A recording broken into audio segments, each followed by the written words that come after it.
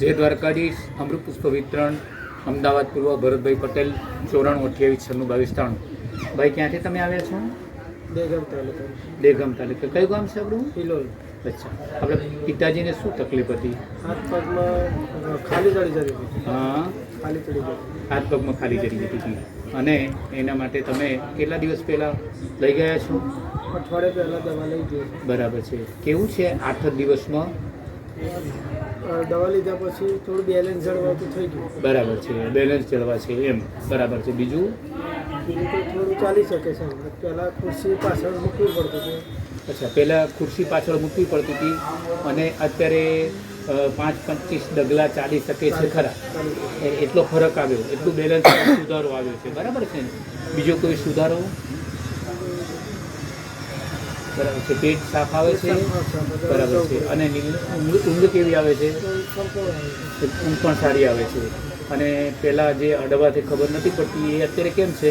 ખબર પડવા લાગી છે. આમ કોઈ આમ સ્પર્શ કરે તો ખ્યાલ આવે છે? ખ્યાલ આવે છે. જે નીચે પગના પંજે કહેવાય ને, પાણી ગરમ હોય તો ખબર પડે એવું ગરમ છે. બરાબર છે. 8 જ દિવસની અંદર તમને પગમાં કોઈ અડે તો સ્પર્શની ખબર પડે છે અને 5-25 ડગલા ચાલી શકે છે.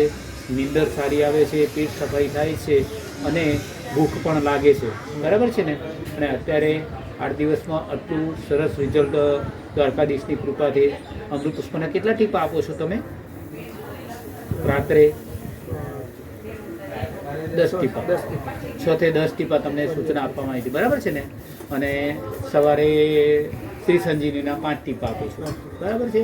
બીજી કોઈ એની સાથે નથી આપેલું અને એનાથી તમને ઘણું સારું છે. બરાબર છે ને? તો જય દ્વારકાધીશ બોલો.